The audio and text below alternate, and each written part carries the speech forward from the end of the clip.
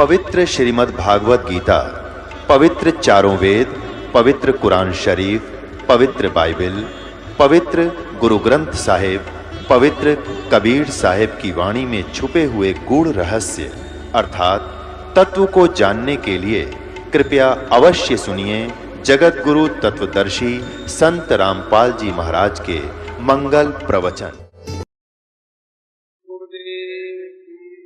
बंदी छोड़ कबीर साहेब की जय, बंदी छोड़ गरीबदास जी महाराज की जय, स्वामी रामदेवानंद जी महाराज की जय, बंदी छोड़ रामपाल जी महाराज की जय, सर्व संतों की जय, सर्व भक्तों की जय, धर्मी पुरुषों की जय, श्री छुड़ानी धाम की जय। सत साहेब गरीब नमो नमो सतपुरुष को नमस्कार गुरु के नई तो नर मुनि जन साधवा संतों सर्वस दीनई सतगुरु साहिब संत सब डंडो तुम प्रणामे आगे पीछे मध्य हुए तिनको जा कुर्बान निराकार निर्विषम काल जाल पे मंजन निर्लेपम निज नीर गुणम अगननुम बेसुन गुणम सोहम सुरति समापतम सकल समाना नीरतले उज्जवल हिरंबर हरदम में परवायता है वार पार नहीं मर्द तम ग्रीव जो तुमरे छद होई गणनायक गणताना करो अनुग्रह सोई पारस पद परवाना आदि गणेश मनाओ गणनायक देवन देवा चरण कमल लो जाओ आदि अंत कर सेवा ब्रह्म शक्ति संगीत मृद सिद्ध दाता सोई अवगत गुण यतीत सत्य पुरुष निर्मोही जगदम्बा जगदीश मंगल रूप मुरारी तन मन अर्पोषी भक्त मुक्त भंडारी सुर नर मुनि जन जामे ब्रह्मा विष्णु महेशा शेष सहस्र मुख गावे पूजे आज गणेशा इंद्र कुबेर सरीखा वरुण धर्म रह जावे समरथ जीवन जी का मन इच्छा फल पावे 33 कोटि अधारा जामे 88 उतरे बहुजल पारा कटे यम की फांसी 33 कोटि अधारा जामे 88 उतरे बहुजल पारा कटे यम की फांसी। हम विनती करते जी गुरु जी तेरे आगे साहब तेरे आगे हम विनती करते जी गुरु जी तेरे आगे साहब तेरे आगे साहब मेरी विनती सुनो गरीब नवाज जल की बूंद महल रचा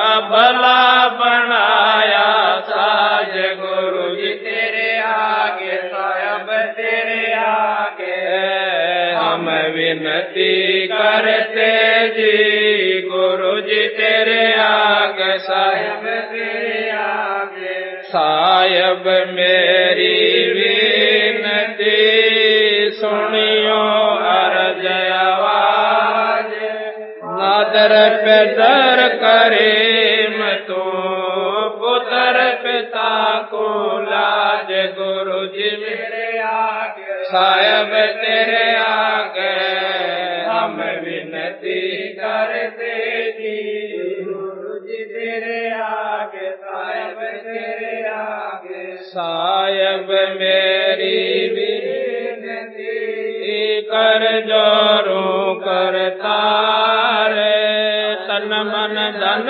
कुर्बान जाती जो मोहे जितार गुरु जी तेरे आगे साहब तेरे आगे हम विनती करते जी गुरु जी तेरे आगे साहब तेरे आगे मालिक मीरा मेरे बान सुन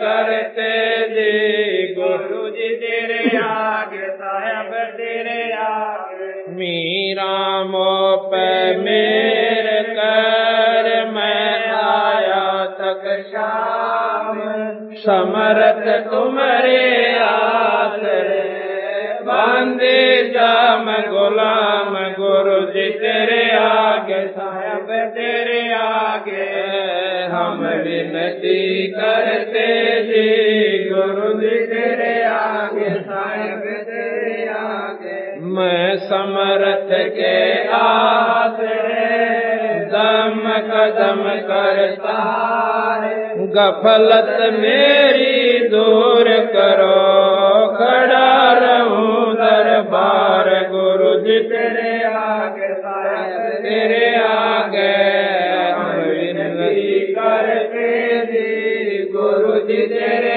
आगे साहेब तेरे आगे अविनाशी के आसरे अजरावर की शान अर्थ धर्म कम मोक्ष हो समर्थ राजा राम गुरु जी तेरे आगे साहेब तेरे आगे हम विनती करते जी गुरु जी तेरे आगे साहेब तेरे आगे अर्ज आवाज अनाथ की आज की अरदास आवण जाना मेटियो दीजो निश्चल बास गुरु जी तेरे आगे साहेब तेरे आगे हम विनती करते जी गुरु जी तेरे आगे साहेब तेरे आगे अनंत कोट ब्रह्मांड का एक रति नहीं बार सतगुरु पुरुष कबीर है कुल के सिरजन आर गुरु जी तेरे आगे साहेब तेरे आगे हम विनती करते जी गुरु जी तेरे आगे साहेब तेरे आगे जुगन युगन के पाप सब युगन युगन के मैं जानत है जगदीश तू जोर किए बद फैल गुरु जी तेरे आगे साहेब तेरे आगे विनती करते जी गुरु जी तेरे आगे साहेब तेरे आगे अलल पंख अनुराग है सुन मंडल रथीर दास गरीब उदारिया सतगुरु मिले कबीर गुरु जी तेरे आगे साहेब तेरे आगे हम विनती करते जी गुरु जी तेरे आगे साहेब तेरे आगे अकाल पुरुष साहेब धनी अविगत अविनाशी गरीब दास शरण यम फांसी गुरु जी तेरे आगे साहेब तेरे आगे हम विनती करते जी गुरु जी तेरे आगे साहेब तेरे आगे अकाल पुरुष साहेब धनी अविगत अविनाशी गरीब दास शरण काटो यम फांसी गुरु जी तेरे आगे साहेब तेरे आगे हम विनती करते जी गुरु जी तेरे आगे साहेब तेरे आगे मर उया पाठ पर कास बधाई में बाटूंगी मारे होया पाठ पर कास बधाई में बाटूंगी मारे आए साहेब कबीर बधाई में बाटूंगी मारे आए साहेब कबीर बधाई में बाटूंगी मारे आए गरीब दास बधाई में बाटूंगी मारे आए गरीब दास बधाई में बाटूंगी ये अमर लोक से चल कर आए, अमर लोक से चल कर आए, भव बंधन से जीव छुड़ाए, भव बंधन से जीव छुड़ाए, दे मंत्र सतलोक पठाए, दे मंत्र सतलोक पठाए, देते नितलवास बधाई मैं बांटूंगी, हमारे होया पाठ पर कास बधाई मैं बांटूंगी, पाप पुण्य को हर दम तोलो, पाप पुण्य को हर दम तोलो, घर घर में मैं कहती डोलो, घर घर में मैं कहती डोलो, दुश्मन मीत सभी से बोलो, दुश्मन मीत सभी से बोलो, तुम करियो अमर की ख्यात बधाई मैं बांटूं, ये हमारे होया पाठ पर कास बधाई मैं बांटूंगी, हमारे भगत महात्मा आवेंगे, मारे भगत महात्मा आवेंगे, वो शब्द साहिब के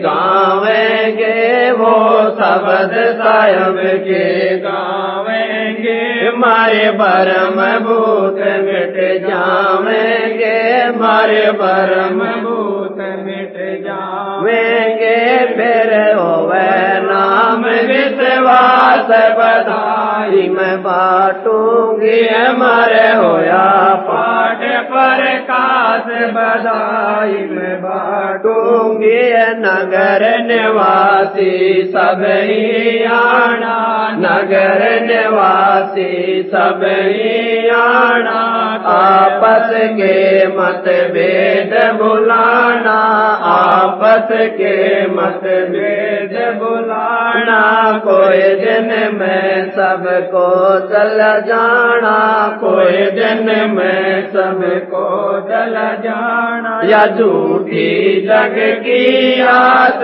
बधाई मैं बांटूंगी, हमारे होया पाठ पर कास बधाई मैं बांटूंगी, ये दुख मेटे और सुख का दाता, दुख मेटे और सुख का दाता, पूर्ण ब्रह्म है आप विधाता, पूर्ण ब्रह्म है आप विधाता, जब चावे चोला धर आता, जब चावे चोला धर आता, होया सुल्तानी कखवास बधाई मैं बांटूंगी, हमारे होया पाठ पर कास बधाई मैं बांटूंगी, काशी में केशोवन आया, काशी में केशोवन आया,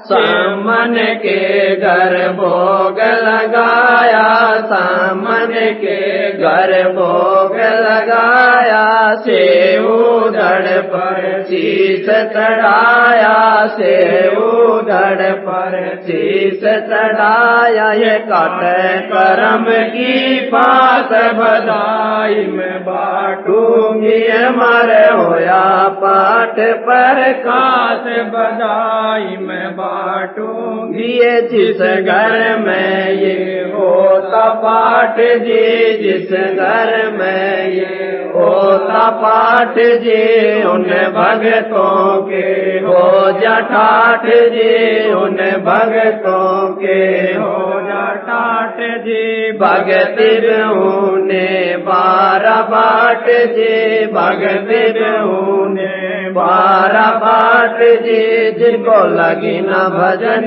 की प्यास बधाई मैं बांटूंगी, हमारे होया पाठ पर कास बधाई मैं बांटूंगी, स्वामी राम देवानंद गुण गाता है, स्वामी राम देवानंद गुण गाता है, संत रामपाल जी को समझाता है, संत रामपाल जी को समझाता है, भजन बिना नहीं सुख पाता है, भजन बिना नहीं सुख पाता है। चाहे पृथ्वीपति हो खास बधाई में बाटूंगी, हमारे होया पाठ पर खास बधाई में बाटूंगी। स्वामी राम देवानंद गुण गाता है, स्वामी राम देवानंद गुण गाता है, संत रामपाल जी को समझाता है, संत रामपाल जी को समझाता है, भजन बिना नहीं सुख पाता है, भजन बिना नहीं सुख पाता है। चाहे पृथ्वीपति हो खास बधाई में बाटूंगी, मरे होया पाठ पर खास बधाई में बाटूंगी। मारे आए साहेब कबीर बधाई में बाटूंगी, मारे आए साहेब कबीर बधाई में बाटूंगी, मारे आए गरीब दास बधाई में बाटूंगी, मारे आए गरीब दास बधाई में बाटूंगी, मारे होया पाठ पर खास बधाई में बाटूंगी, मारे होया पाठ पर खास बधाई में बाटूंगी। सत साहिब। परम पिता परमात्मा बंदीश्वर भगवान कबीर साहब तथा वही स्वरूप उन्हीं के अवतार सतगुरु बंदीश्वर गरीबदास जी महाराज की एक असीम कृपा हमारे ऊपर हुई है कि आज हम सत्संग के अंदर आए हैं। सभी शास्त्रों ने, सभी संतों ने इस बात का प्रमाण दिया है कि मनुष्य जन्म ये बहुत ही दुर्लभ है, अति दुर्लभ, महादुर्लभ। इसकी जितनी भी हम संज्ञा दे सकते हैं वो थोड़ी है। उसके उपरांत मनुष्य शरीर जिस भगवान आत्मा को आज प्राप्त है, उसके पिछले जन्म जन्मांतर के जो पुण्य कर्म हैं वो बहुत ही शुभ थे, क्योंकि शुभ कर्मी प्राणियों को परमात्मा एक मनुष्य का शरीर देता है। मानव शरीर, स्त्री या पुरुष, ये दोनों मानव शरीर कहलाते हैं। अंग्रेजी में इसे ह्यूमन बॉडी कहते हैं, ह्यूमन बॉडी, मानव शरीर।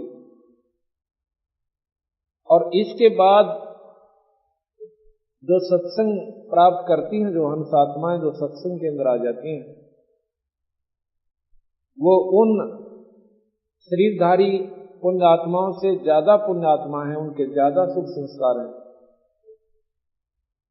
क्योंकि रामायण में भी लिखा है तुलसी साहब ने कि पुण्य पुंज बिन मिल ही न संता, पुण्यों के ढेर लागे बिना शुभ कर्मों की अधिकता ना हो जावे जिस प्राणी की, उसको संत समागम प्राप्त नहीं होता। जो भगवान आत्मा मनुष्य शरीर प्राप्त करती हैं वो तो है ही हंस आत्मा, क्योंकि उनको परमात्मा ने आत्म कल्याण करवाने वाली यूनिवर्सिटी में दाखला मिल चुका है। उनको ये ड्रेस मिली हुई है कि ये स्टूडेंट है। और जो इस यूनिवर्सिटी में आकर, कॉलेज में आकर भी उस उद्देश्य को भूल चुके हैं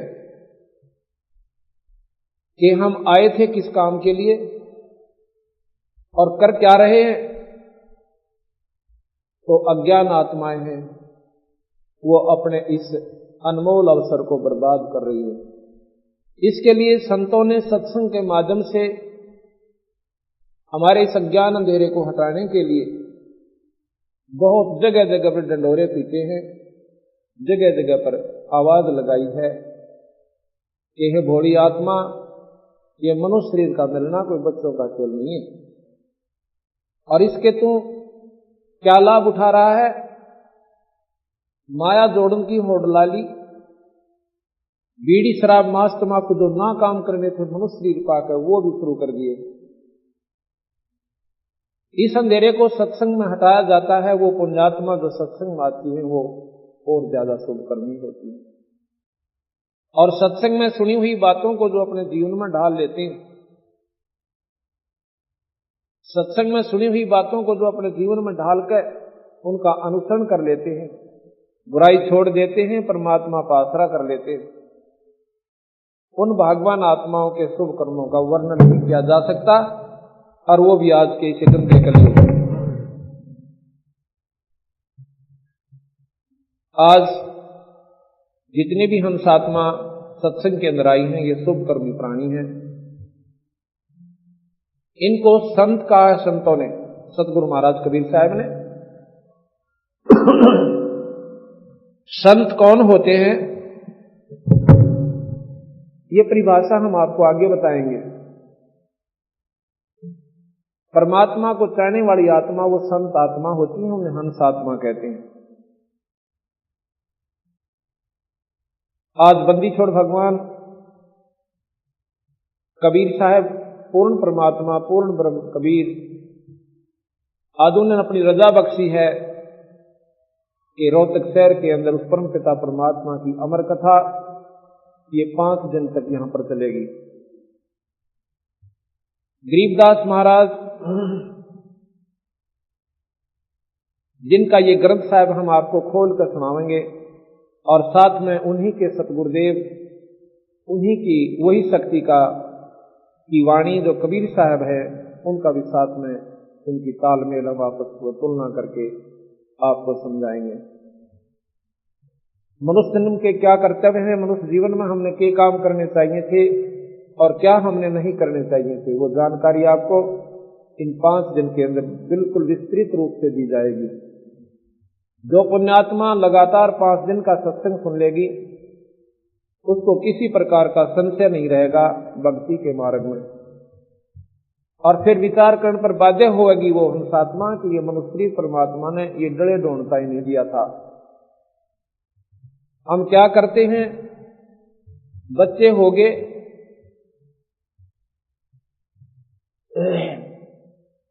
हम पहले स्कूल भेजते हैं अपने बच्चों को, उनका पालन पोषण करते हैं। प्रथम तो हमने ये चिंता की कि हमारा कोई रोजी रोटी का साधन बने। फिर घर वालों ने चिंता बनी कि बच्चे का ब्याह कर दें, लड़का हो तो लड़की, शादी होगी। शादी के बाद बच्चे हुए और बच्चों के फिर हमने लालन और पालन के अंदर अपना तन मन धन ला दिया। उसके बाद बच्चे जवान हुए, उनकी शादी कर दी। शादी के बाद मनोकामना हमारे मन में आई है, परमात्मा इनका संतान हो, मेरा वंश चले। वह भी सुन ली ईश्वर ने कि संतान यानी पोता और पोती, जोता और ज्योति हो गए।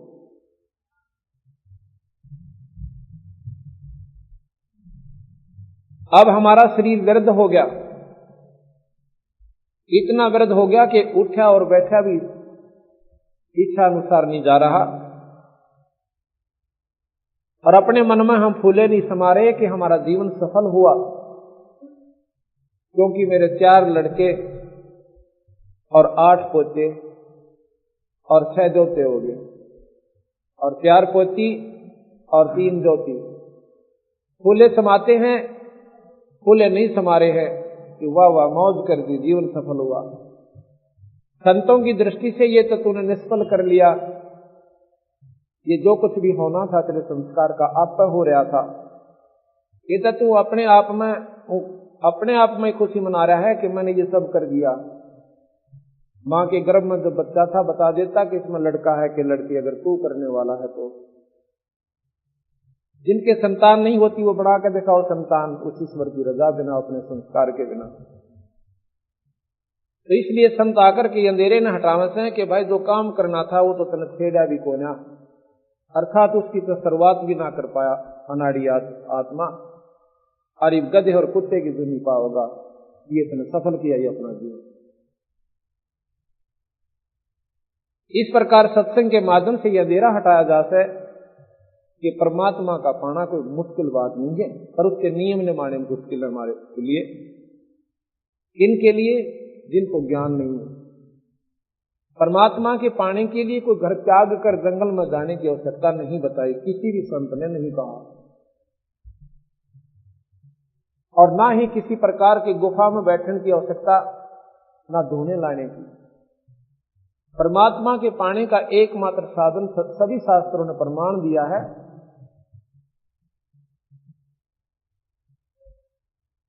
रामायण के अंदर हम बहुत बड़ी कथाएं भी सुनते हैं, और परमात्मा को पाने की हमारे अंदर उमंग भी बढ़ती है, और उसमें सारी रामायण का एक ही सार है। रामायण की सारी कथा को सुनकर आत्मा में कुछ जानकारी होती है। कथा के सुनने से मुक्ति आत्म कल्याण नहीं होता, कथा के सुनने से जानकारी होती है कि भाई रावण जैसे कर्म हमने नहीं करने चाहिए। अगर हमने सद्भावना अपने भाई के प्रति हो तो विभीषण जैसी होनी चाहिए। और यदि हम परमात्मा से जायदाद और संतान ही मांग रहे हैं, ये भी हमारी महा कमजोरी है। कबीर साहब कहते हैं, क्या मांगू कुछ फिर ना रहाई, और देखत नैन चला जग जाई, 1 लाख पूत 1.25 लाख नाती, आज उस रावण घर दीवान बाती। कहते हैं ये के मांगू, रावण जैसे ठाठ तो मेरे लाख जन्म में भी नहीं हो सकते, अगर मैं परमात्मा से मांगना भी शुरू कर दूं तो। 1 लाख पुत्र और 1.25 लाख रिश्तेदार, 1 लाख पूत 1.25 लाख नाती, अन्यों फिर उसका कोई दीपक लावणिया भी ना बचा, सर्वनाश को प्राप्त हुआ। एक परम पिता परमात्मा के नाम बिना ये जीव इतना लुट जाएगा आखिर में, और फिर पश्चाताप पड़ेगा। ये हमने जानकारी हुई तो फिर परमात्मा के पाने की रुचि उत्पन्न होती है।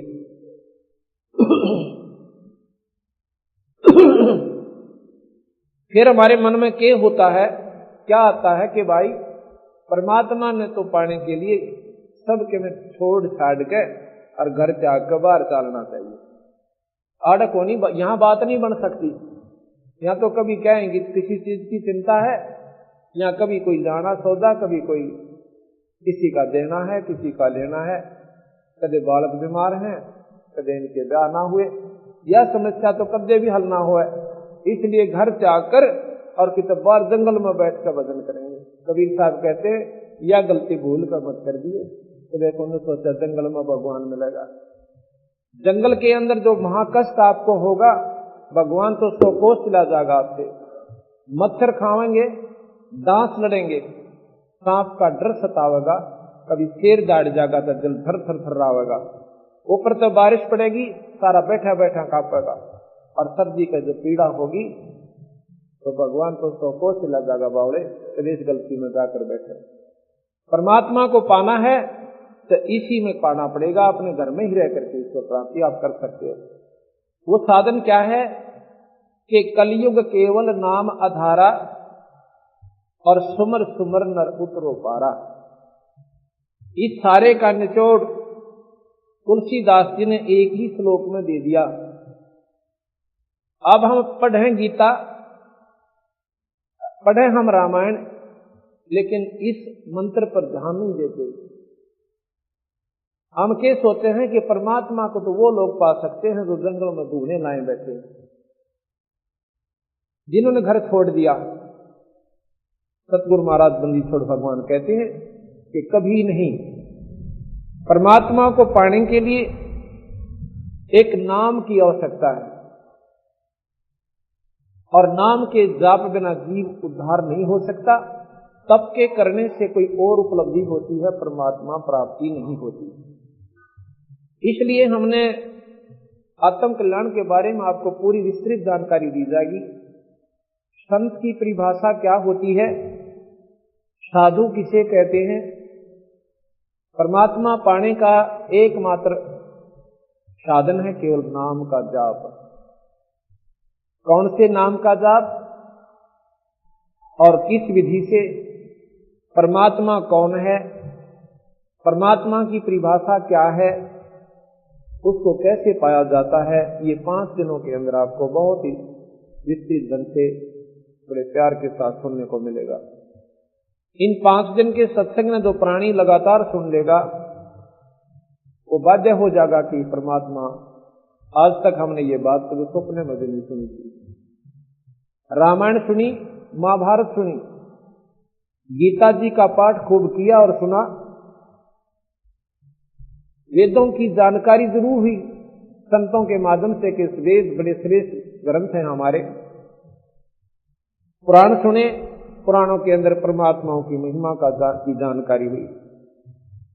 आज आपको 5 दिन के अंदर हम ये सभी शास्त्र भी सुनाएंगे, पर ये बहुत संक्षिप्त रूप में और पूर्ण रूप से ज्ञान परिपूर्ण आपको होगा, सुनाए जाएंगे। इनसे आगे की जो कथा है, क्योंकि आज तक हमने स्वर्ग सुना था, जितने भी ग्रंथ, जितने भी पुराण शास्त्र संत हमारी जो संपर्क में आए थे, हमने स्वर्ग से ऊपर कोई शब्द नहीं सुना था। अब आपको पता चलेगा कि स्वर्ग तो सबसे बड़ा धोखा इस जीव के साथ है, और इससे ऊपर एक सत्यलोक है। उस सत्यलोक का जब मार्ग हमें पूर्ण संत से मिलेगा तो हमारा पूर्ण छुटकारा यहां से होगा। सृष्टि कैसे रची गई, इसकी आवश्यकता क्यों पड़ी? यहां पर कोई भी प्राणी सुखी नहीं, दुख का पहाड़ जीव के ऊपर हरदम टूटा रहता है। आज जो प्राणी सुखी नजर आवत है और कल ना जाने के बिजली पड़ गया, कोई एक्सीडेंट में परिवार का सदस्य चला गया, कोई बीमारी के कारण मर गया, किसी की टांग कट गई। इस प्रकार हमारे 1 सेकंड के अंदर ना बेरा के कहानी यहां पर बीत जावे, और हम फिर भी नो ना सोचते कि हम आए कि किस कारण थे यहां पर। आप जंगल में रात्रि के समय जंगल में जाकर देखो एक बार, कितना भयंकर स्थान है ये। कालजे की धड़कन नहीं रुके सारी रात, कितना शेर बोल रहे हैं, कितना रीछ चिंगाड़ रहे हैं, कहीं सांप का डर हो रहा है। और हम अपनी बहन बेटियों को भी किसी स्थान पर जन्म भी नहीं भेज सकते, ऐसा गंदा लोक है ये। यहां पर हमने एक पुलिस बनाई, एक महकमा तैयार किया अपनी सुरक्षा की खातिर, ताकि हमारी इज्जत बची रहे, और सीमा की सुरक्षा के लिए हमने सेना तैयार करी। एक राजा चुना कि तू हमारी रक्षा कराकर हम अपना पेट भर लेंगे, हम तुझे टैक्स दिया करेंगे, ताकि ये कुछ समय हमारा ठीक ढंग से व्यतीत हो जाए। अगर ये व्यवस्था हम ना करें, या पशु से भी बदतर जीवन इस मनुष्य का हो जाए। सर्दी आती है, इतनी आवा है कि कितना मकान बना के रजाई लेकर मोटे वस्त्र हमने धारण करके अपनी जान बचानी पड़ती है। गर्मी आती है तो कूलरों का भी प्रबंध करके इस 500 के पुतले को हम सुरक्षित रख पाते हैं।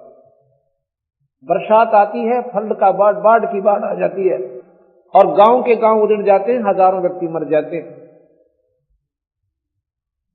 ऐसे गंदे लोग में आकर हम फिर भी यहीं पर सुख ढूंढने की कोशिश कर रहे हैं। संत ये बताना चाहे भाई, ये तो दुख का कहर है ये लोग, या ना तो रंग सुखी। गरीब आदमी ने सोचा यो पैसे वाला व्यक्ति गणाए सुखी होगा, जिसके पास कार और कोठी। आज जिसके पास कार और कोठी हो, उनसे एक बार मिलकर देखियो जाके, उनके दुख सुनकर अपने को भी रोना आ जाएगा, इतना घर उसके घर में कैर पाओगा। कोई आज सुखी है तो कल हो सकता है कुछ भी उसकी गिरना।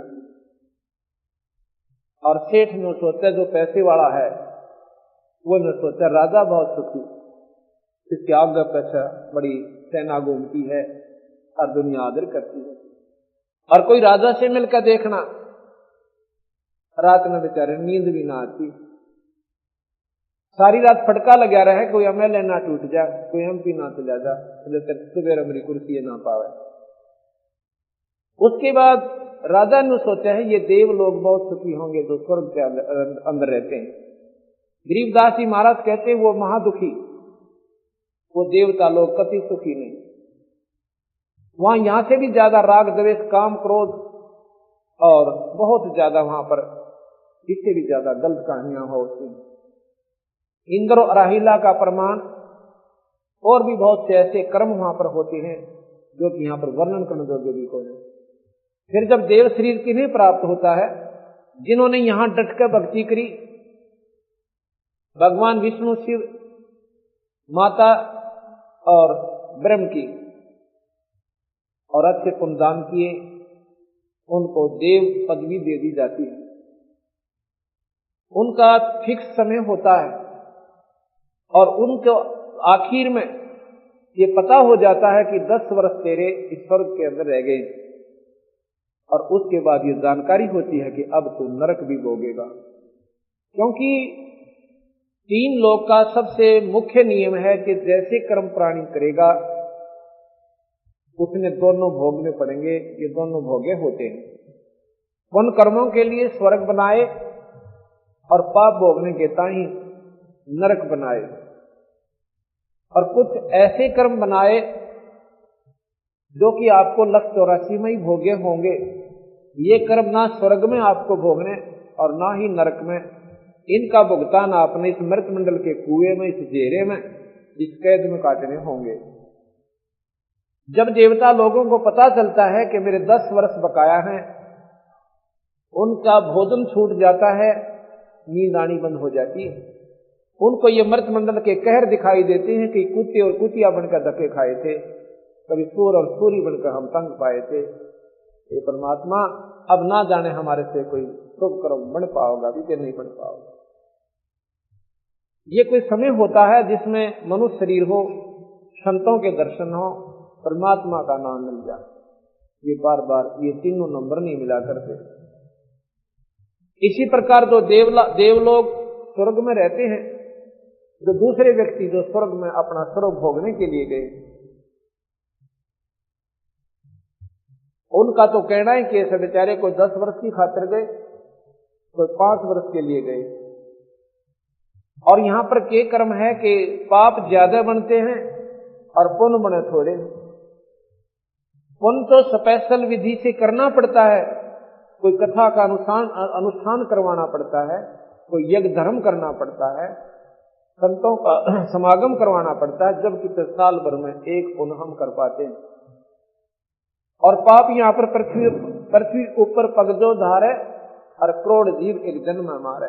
कितने मोटे क्रम हमारे ऊपर आप पर बनते रहते।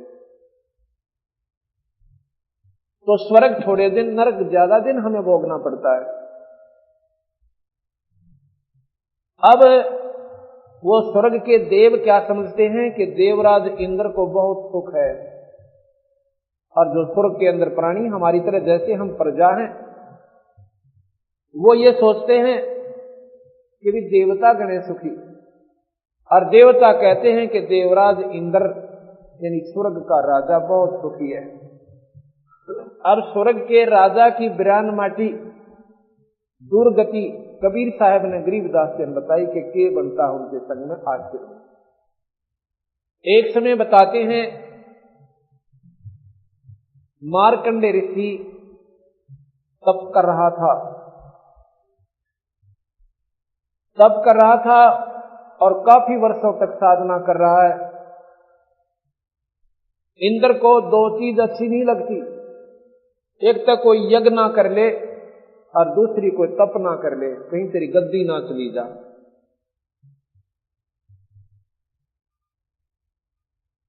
अलकारे छूटे रहते हैं, जैसे विश्वामित्र ने तप किया था लेकिन इंद्र ने नहीं सुहाया, उर्वशी भेज दी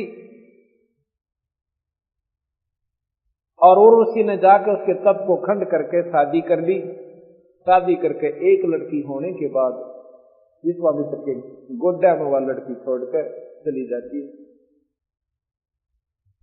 विश्वामित्र के तप को उसने खंड कर दिया, क्योंकि इंद्र ने यह बात कभी नहीं अच्छी लगती कोई तेरे राज को प्राप्त ना कर ले।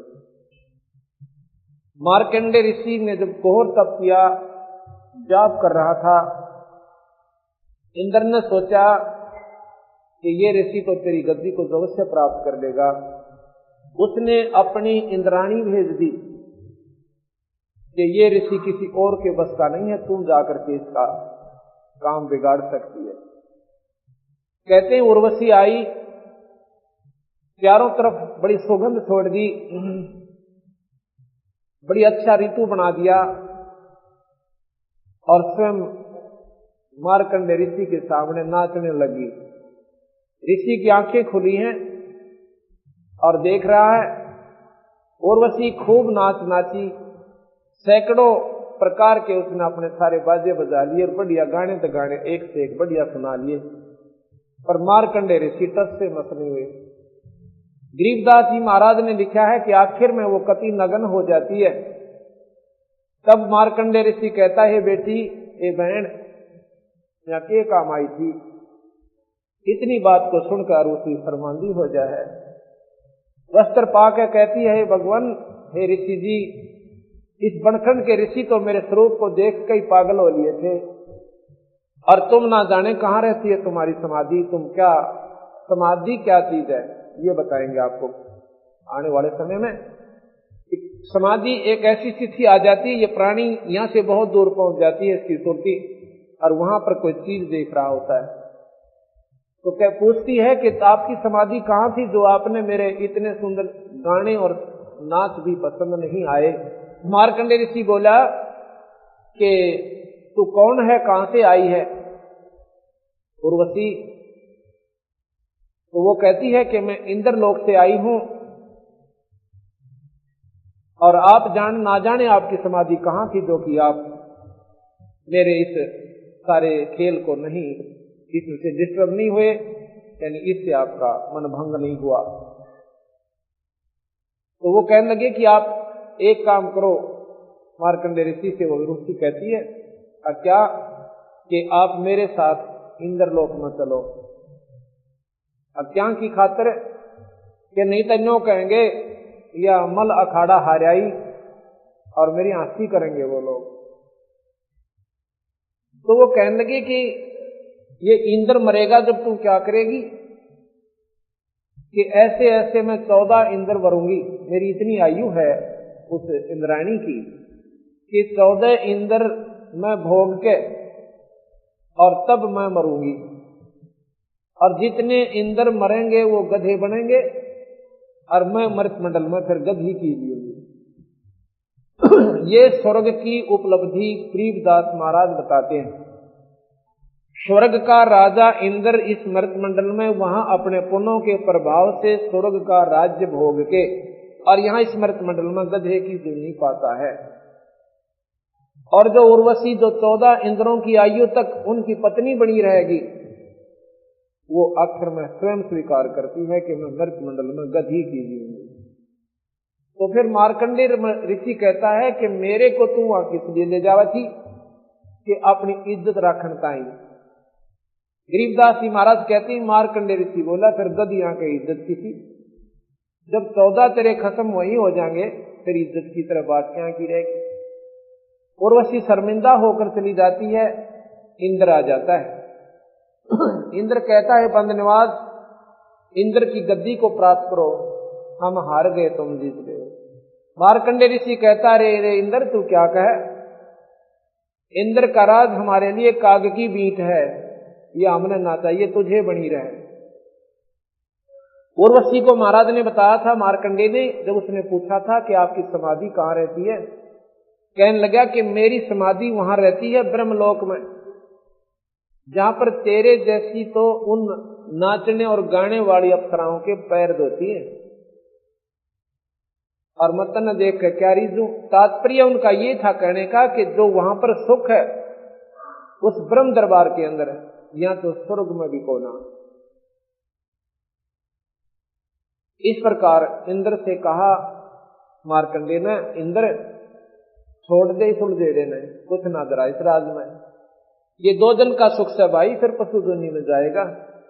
अरे ला तेरे को रास्ता बता देता हूं, और ब्रह्मलोक में तू वहां की साधना कर ले, त्यागी सत्य सांगना। अब जिसने थोड़ा सा भी यहाँ सुख है वो उसने त्यागण में कति राजी नहीं है। इंद्र क्या कहता है कि महाराज जी ये तो मौज मारन दो, फिर देखांगे कदे। फिर टट्टू देखा जगत अपने पासे के देखेगा। देखना तब है जब शुभ अवसर मिल रहा, संत मार्ग दर्शन करने लगे। हम तो पृथ्वी के राज को ही बहुत कुछ मानते हैं, और संतों ने स्वर्ग के राज को भी काग की बीक कहा। गरीबदास जी महाराज कहते इंद्र दा राज काग दा बिस्ता, ये जो काग की बीट के समान है, जिन संत ने उस परम पिता परमात्मा सतपुरुष के मार्ग का पूर्ण ज्ञान हो गया। स्वर्ग क्या चीज है?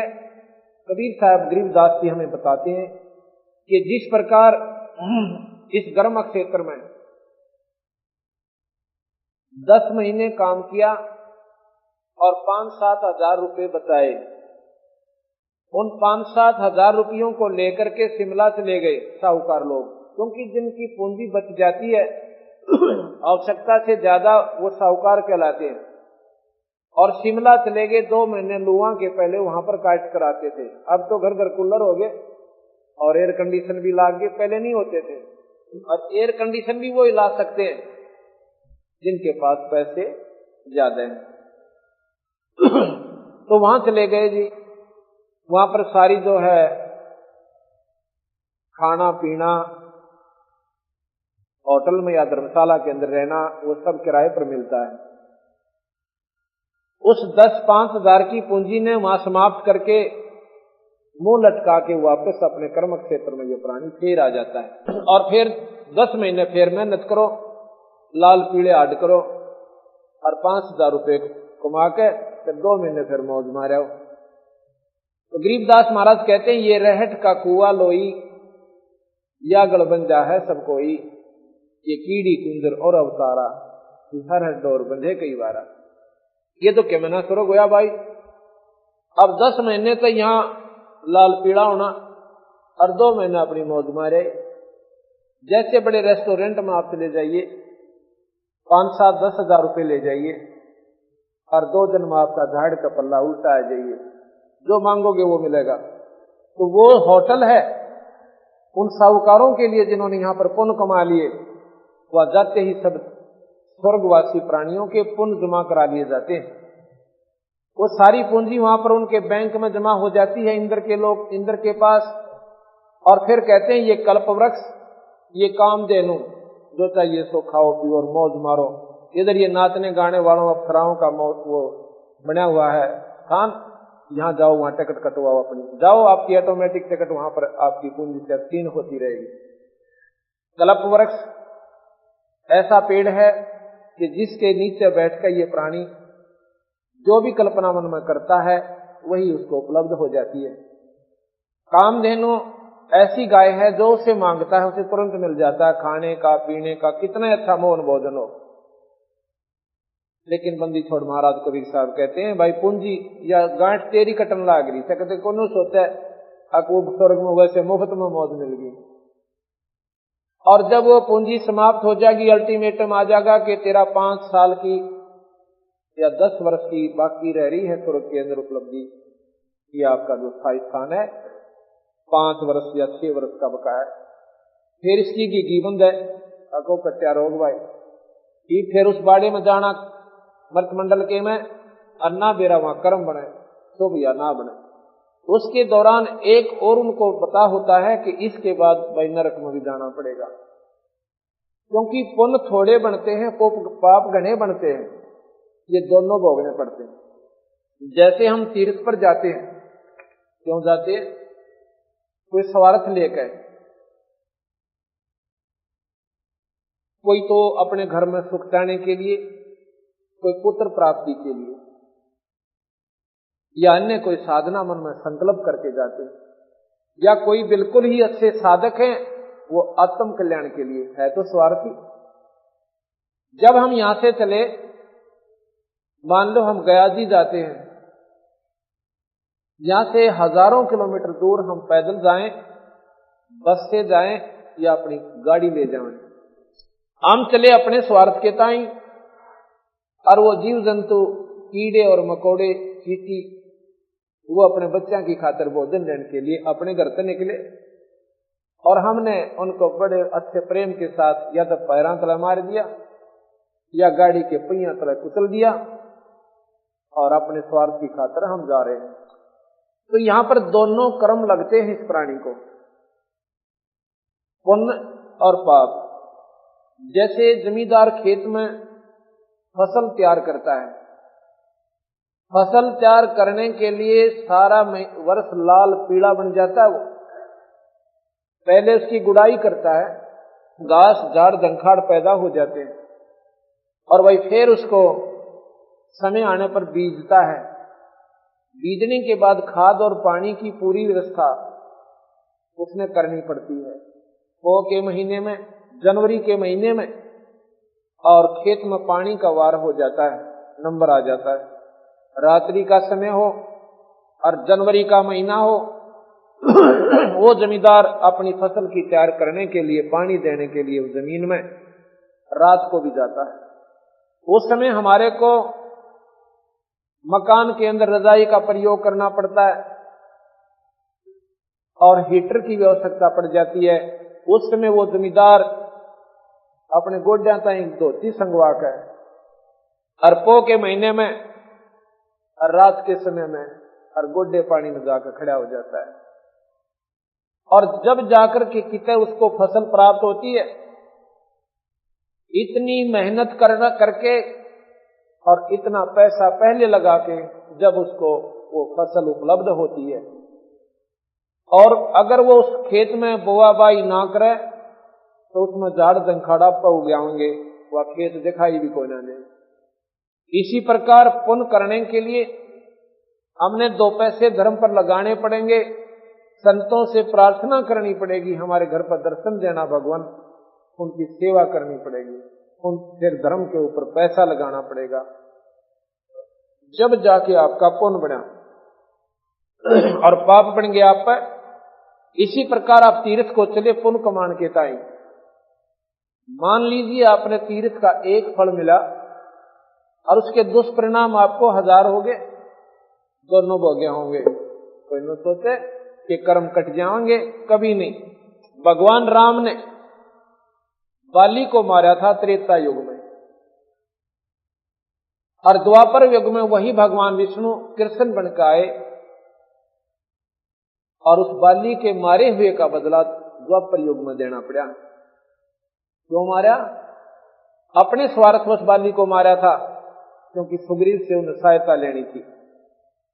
तो ऐसे किए हुए पाप जब भगवान ना न भोगने पड़े तो आम जीव कैसे बच सकता है? कोई बहका रहा हो कि ये मंत्र जाप कर ले, इससे ये पाप कट जाएंगे। जब जिस भगवान का हम मंत्र जाप करें उस भगवान ने स्वयं भोगना पड़ा, या गलती मत करना महाराज कहते हैं कबीर साहब। इस प्रकार इन बातों से हमें जानकारी होगी कि भाई ये स्वर्ग भी फेल, और कर्म कटे बिना जीव का छुटकारा होना, और कर्म यहां कट नहीं सकते। कैसे नहीं कर सकते? हम किसका जाप करते हैं? भगवान विष्णु या शिव का। ओम मंत्र जाप करते हैं भगवान निरंजन का। इन मंत्रों से कर्म नहीं कटे, आपके शुभ कर्म बढ़ जाएंगे और पाप न्यो के न्यो रहेंगे, आपने दोनों भोगने पड़ेंगे, ऐसा महाराज ने बताया। तो अब हम आपको गरीबदास महाराज की वाणी का पहले उच्चारण करेंगे और फिर धीरे धीरे आपको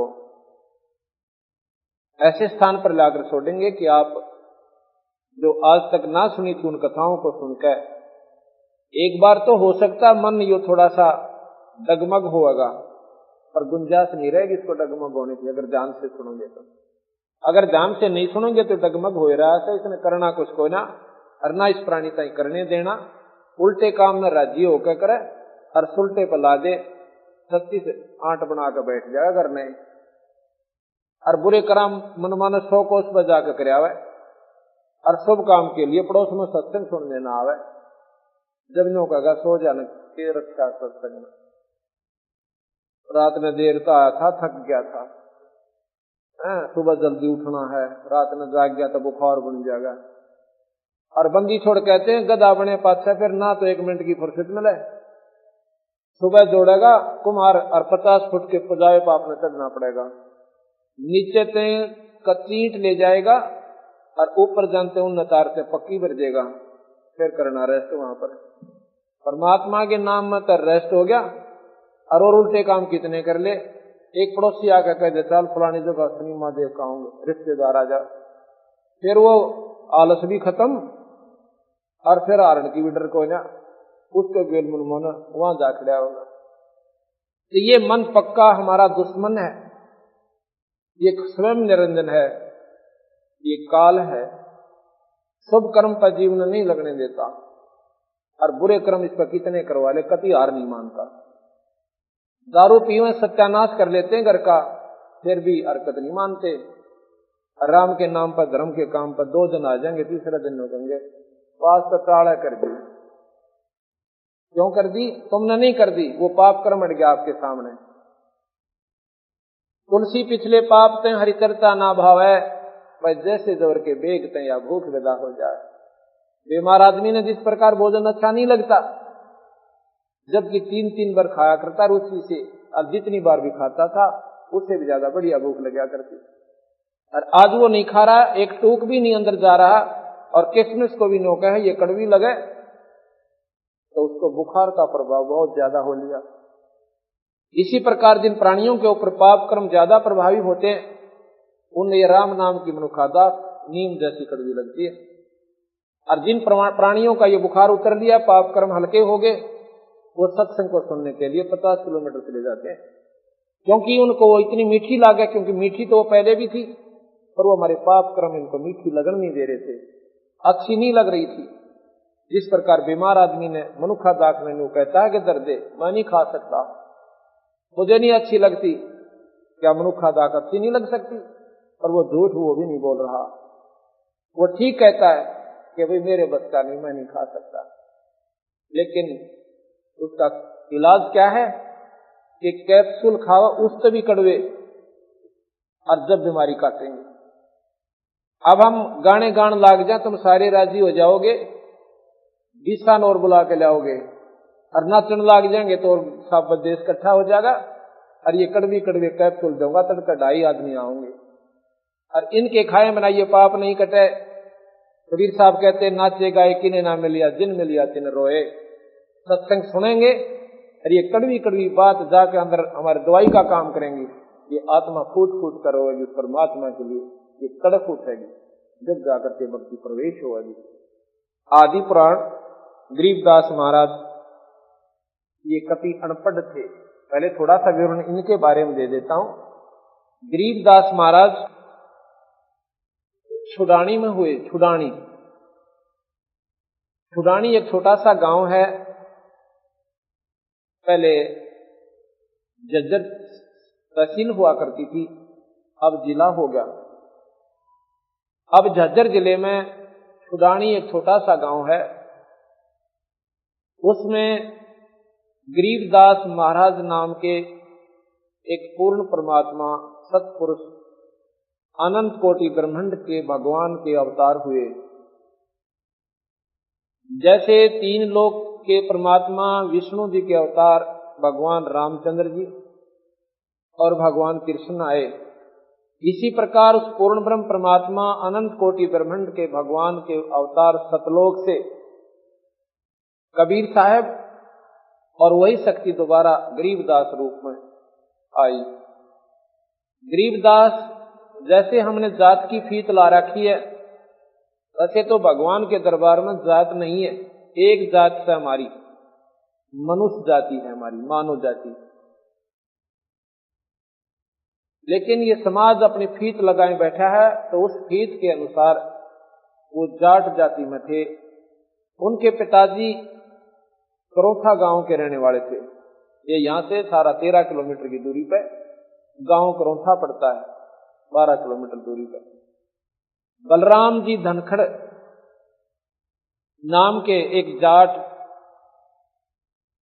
वो ब्याह रखे थे छुडानी में। उनके ससुर के यहाँ जमीन बहुत ज्यादा थी, 2,500 बीघा, वो बड़े बीघे जो कि 3.25 बीघा का होता है जमीन थी। और उनके कोई संतान नहीं थी। शिवलाल जी थे छुडानी के, जो बलराम जी के ससुर और गरीबदास जी के नाना जी। गरीबदास जी महाराज का कोई मामा नहीं था। उनकी माता का नाम श्रीमती रानी देवी था, रानी का कोई भाई नहीं था। तो शिवलाल जी ने अपने जमाई बलराम जी को घर पर रहने की प्रार्थना की। उन्होंने बहुत मना किया, अगर नहीं। पहले इस बात को बहुत बुरा माना करते थे कि जमाई ससुराल में रहे, बहुत ही बुरा मानते थे, कतई नहीं रहा करते थे। लेकिन ज्यादा आग्रह करने से उसकी सास भी रोने लगी, बेटा हमारा और कौन रह गया, एक तो लड़की, और फिर हमारा यहाँ पर इसने संभाला कौन गा। तो घर वालों ने भी, क्रोखे वालों ने भी, उनके माता पिता ने, बलराम जी के ने भाइयों ने कहा कि भाई ठीक बात है कि कोई बुरी बात नहीं है, हर से मान ले, वो भी अपना ही घर है। जब संपर्क हो गया, रिश्तेदार कोई दूसरे थोड़े होते हैं। ऐसा उनका ज्यादा आग्रह करने से बलराम जी वहां रहने लगे तो इतने शर्माया करते थे कि खेत में रहते घर मानते को ना। कहते हैं वहां 12 वर्ष जब उनको रहते को हो गए, जब गरीबदास महाराज की उत्पत्ति हुई।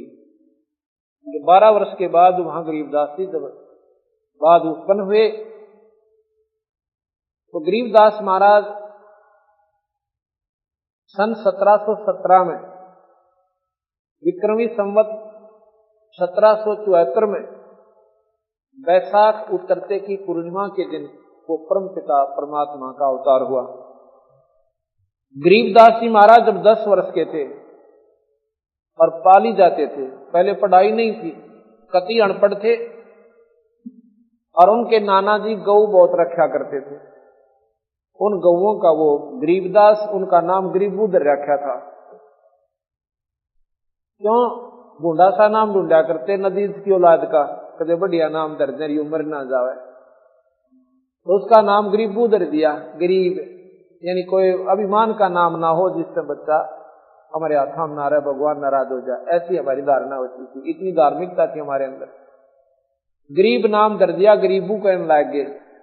150 के करीब गायें तो अपनी थी, और भी गांव के 5-4 पाली इकट्ठा गांव का गाय का समूह करके, और उन्हीं की जमीन में चराया करते थे। चरागा बना रखे थे बहुत लंबे चौड़े। जमीन बहुत कम बुवाई होती थी, क्योंकि बारिश होगी तो बोलिया